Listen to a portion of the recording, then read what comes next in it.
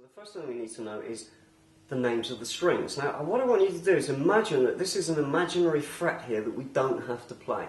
And this is called the open position. Okay? So if you're reading tablature and you see a letter O on there, it means that the string is played openly, no hands. Okay? So here we go. E, A, D, G, B, and another high E. Okay? Now there are many rhymes that you can use to help you remember this. Here's one that I use. Elephants and dogs get big ears. Okay, let's go through that again. Elephants and dogs get big ears. And there's loads of others, and you can make up your own as well if you want. Okay, so that's the notes on the actual strings. Okay, so we've looked at the string names. Now we need to look at the scale and apply it up each individual string name. Now we're just using the alphabet here. So if we're starting from E, we're going to go from E to E using our alphabet. E, F, G, A, B, C, D. Now there are gaps in between these notes. Some have no gaps and some have bigger gaps. So let's talk about the gaps. Now there's a section here where we have two notes that are right next to each other. Now remember this imaginary fret. This is an E note. Now F appears right next to it. If you look on the piano, it's where there's no black note. Okay? So if you see a black note between two white ones, that's obviously a gap.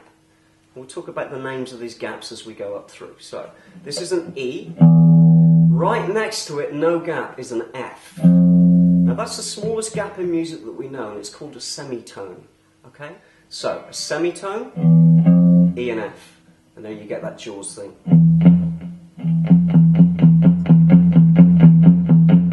So that's what a semitone sounds like. From F, they then go to, guess what? G. Now we see our first gap, okay? And you can actually see that first gap in there.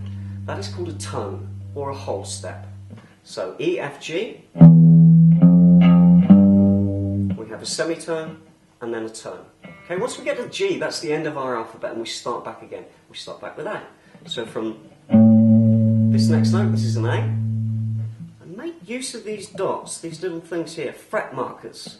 Remember what note falls on which one. Okay, so we've now got G, A, B, and those two whole steps, or full tones. Now those three notes, G, A, B, gap. Use a word, or if you spell it backwards, B-A-G, bag. Good way of remembering it. After B comes the next two notes that are right next to each other. B and C. Big cheese. Okay? No fret. Right next to each other. No black note on the piano. So, let's put those together. E, F, G, A, B, C. We'll keep going. Gap, D, gap, E.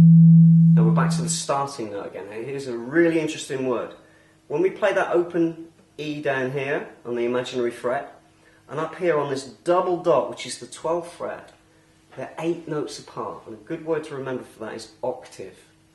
So the rule here is the open string here, 12th fret there, they're the same notes except they're an octave apart. Let me just play that for you. And it happens on the next string. If we play an open A, elephants and A, 12th fret, double dot, 8 notes apart. Okay, so we're going to use the metronome now, and we're going to just play along up the fretboard and applying the notes. 3, 4. E, F, G, A, B, C, D, E. Once you get to that E, it just starts again. So everything past this double dot is exactly the same as everything down here. It's just repeated. But we have 7 notes, but we have lots of frets. So these notes are going to be repeated. Let me show you another octave trick. I'm going to go from the note of A. And instead of going, well, this is E, F, G, A, how far? Okay. That's a big distance to try and navigate on your fretboard. What you can do is you can find it somewhere else. And here's a really good trick. If you take any note that there is, go down 2 strings, and up 2 frets, you'll come to the same note. So an A here, down 2, cross 2, is the same note. Okay, that's an octave trick. Wherever you go, G, G, F, F, remember this imaginary fret, E, E. So rather than going E, E, and having to move all this great distance, you can just go. There's your octave. Okay? We go on to the next string and we take the same principle. This time, this open fret here is called an A note. So we just start our alphabet from A. And we get A. Remember the gaps. B and C always together. E and F always together. Earl Flynn, big cheese. A, gap, whole step or tone. B and C, semitone or half step. D. A,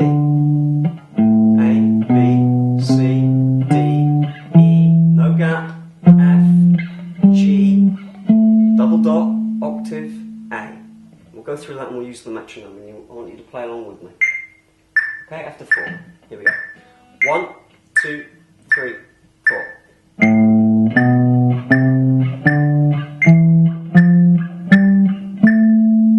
Okay, one more time. 1, 2, 3, 4.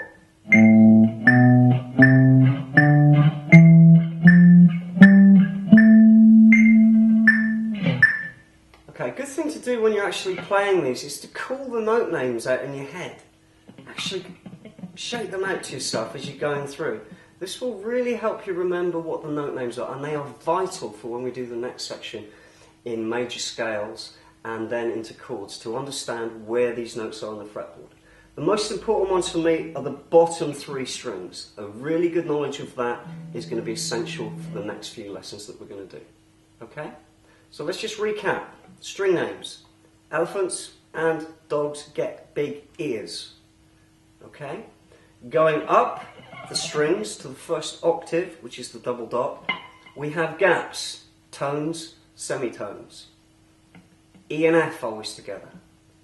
B and C always together. The rest of them, put a gap.